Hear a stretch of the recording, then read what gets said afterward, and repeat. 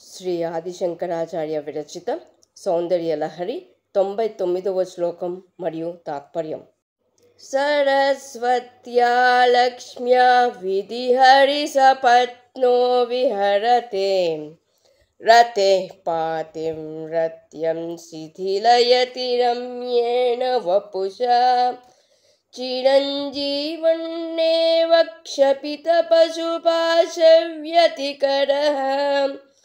పరానందాభిఖ్యం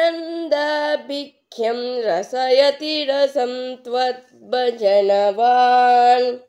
మాత, నిన్ను ఆరాధించే భక్తుడు సరస్వతీ కటాక్షాన్ని పొంది లక్ష్మీవంతుడై అనగా ఐశ్వర్యవంతుడై బ్రహ్మ విష్ణులకు ప్రత్యర్థియా అన్నట్లు విహరించును.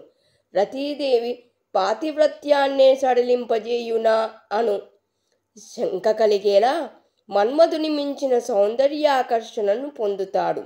చిరంజీవిగా ఆయుష్మంతుడై ఉండడమే కాక శాశ్వత బ్రహ్మానంద రసానుభవం పొంది జీవన్ముక్తుడవుతాడు అని ఈ శ్లోకం భావం.